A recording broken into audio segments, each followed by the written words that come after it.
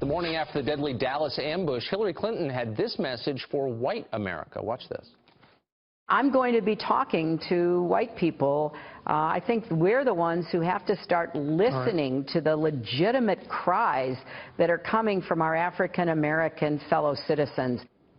So what does that mean exactly? Well, to help sort us out, we have a debate. Larry Elder is the nationally syndicated talk show host for Salem Radio, and Lisa Durden is a political commentator and a Democrat. Great to see you both. So, Lisa, imagine if we reverse this, and in the hours after the shooting, the massacre of police officers in Dallas, Donald Trump had said, okay, the shooter was black, and so black America really needs to listen. This is on you, black America.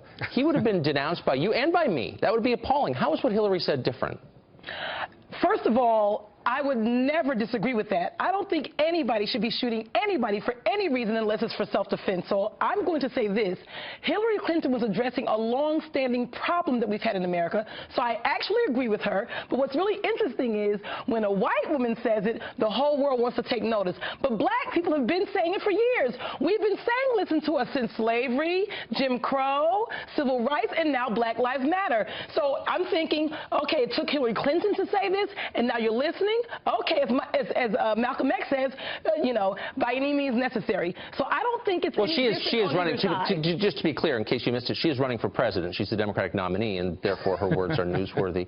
Well, beyond that, she was in politics for a long time, so it's not just because she's running for president. So, Larry, I mean, the politics around this are very confusing, but before I ask you about Hillary, I want to ask you to respond to something the president said yesterday from Warsaw. He said, and I think I'm quoting now, the motives of the shooter, Johnson, in Dallas, are hard to untangle. This is a shooter who explained his motives very clearly online and in person to police. Why would it be hard for the president to, quote, untangle his motives?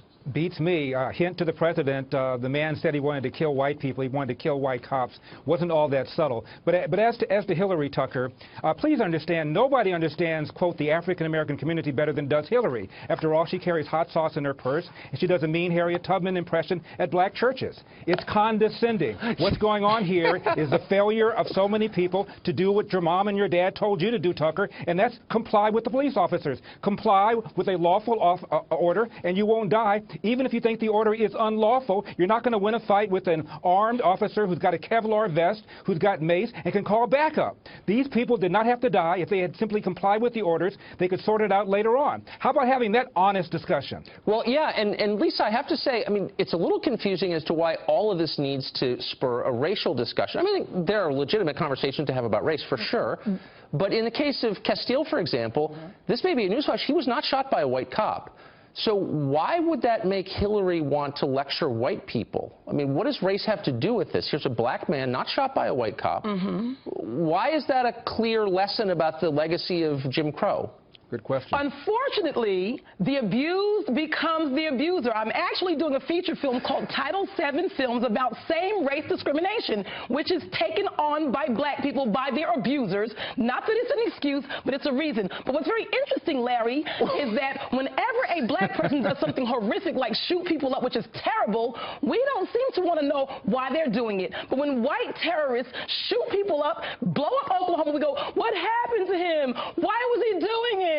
Was he battered as a child? Was he bullied? We want to know the reason because we want to humanize that white racist who's killing us in a church, but we don't ever want to humanize why this guy snapped and killed the 5 police officers. Although it's horrific, he should not have done it, but we're not asking the question, well, was he Agent Orange? He was in the military. Was he having post-traumatic stress disorder? No one's ever asking when the black guy who does something horrific does it. Why is the very important question. No one's asking when something like that happens in our community. So Larry, I'm going to give you the last word and try to untangle that statement. I'd like to respond to that. I think she's right in a sense. When the 2 white teenagers massacred a bunch of classmates in Columbine, we said, where are the parents? Why didn't they know? Why is it we're not asking the same question about the parents of Tamir Rice?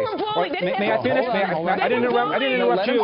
I didn't interrupt you. That's what they're doing. it. Lisa, now settle down for just 1 second. Let's let Larry finish here. The point was that we asked why their parents didn't know what they were up to, why their parents didn't know what they were doing. We don't ask that about the parents of Eric Gardner. We don't ask that about the parents of Michael Brown. Why didn't you train your children to comply with the police officers? Right. I think there is a condescending double standard, but not the one that Lisa meant. Compliance doesn't save your life, and you know that, Larry.